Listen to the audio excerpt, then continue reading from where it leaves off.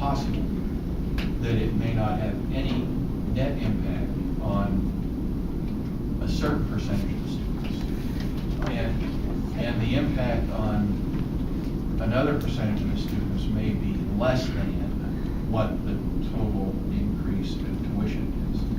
So we may not actually be, it's not like this would have a 7.5 or a 10% increase on all of our students. It's hard to say what it may be on a particular student, but we can pretty easily say that for 80% of our students is going to be less than that, and it could be zero. It could be range anywhere from 0 to the total increase. That's correct, and I just clarified the total Pell Grant is $5,700 is what it was last year, and Amy just sent me the data. So our students can receive that over the course of the year for when they're full eligible. And like I said, of all the students receiving any kind of federal aid, 84% of them, 62% of them are receiving that maximum allowed. And that stems, of course, from the number of students who are, for the most part, low income. If you look at all of our students, the average household income is about $28,000. And for all of those receiving aid, the average family size is 4. So you're looking at that being, a reality that qualifies many of them for a lot of money.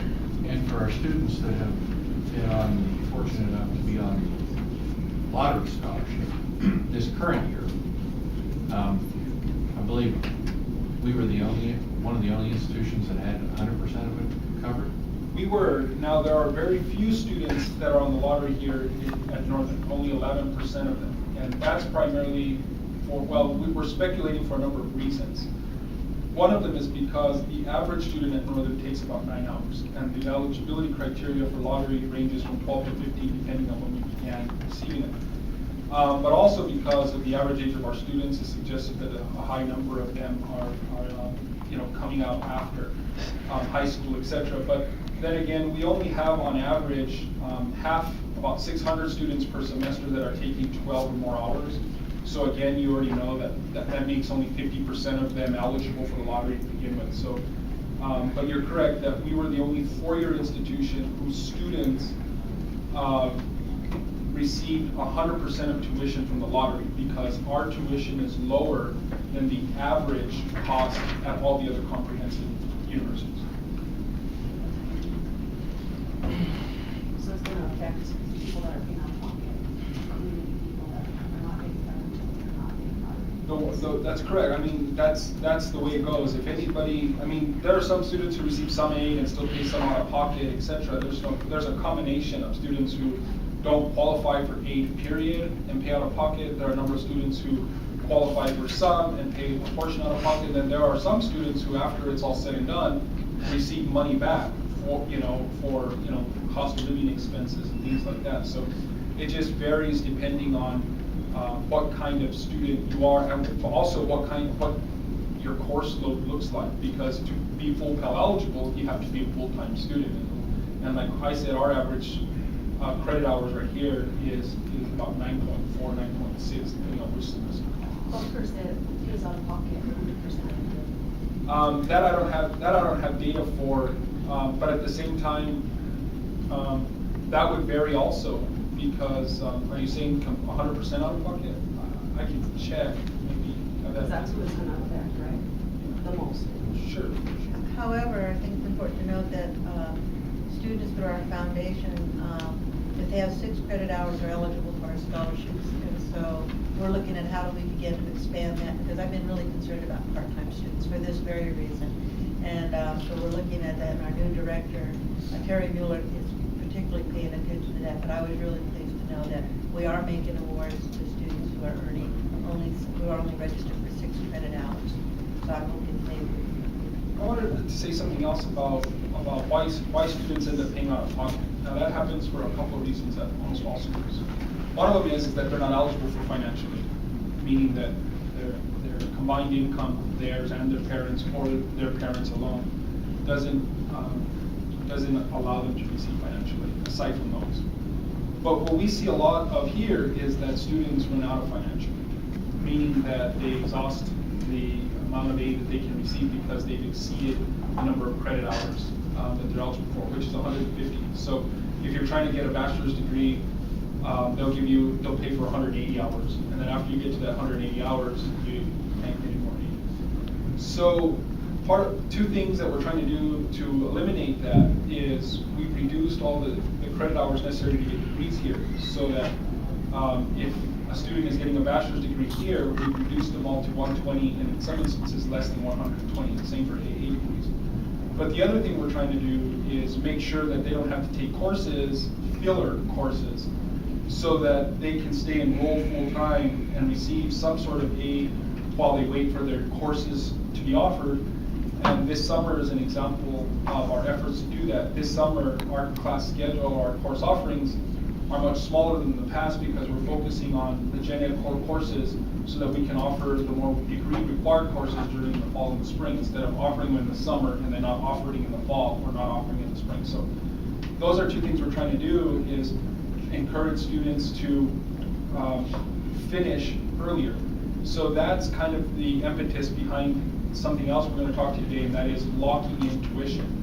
Encouraging students to take 12 or more hours every single semester to expedite their degree completion.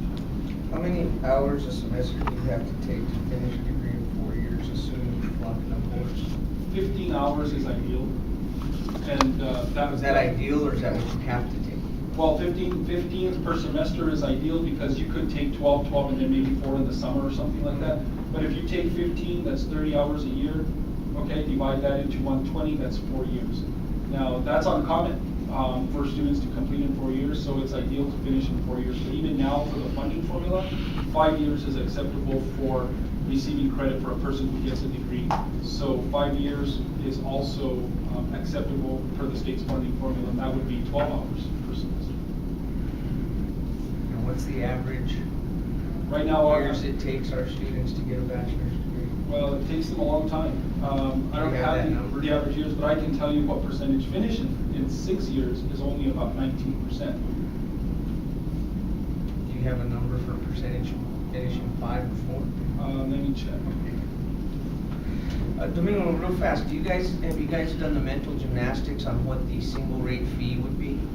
Yes, and we'd like to, I'm gonna have Ricky go over a couple slides for that and for this concept of guaranteeing the rate for a certain number of years.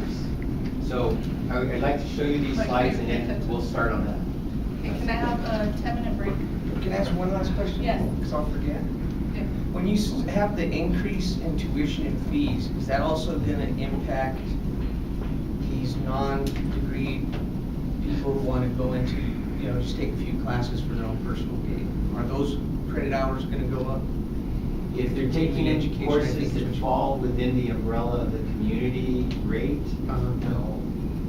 If they are taking continuing ed classes, no.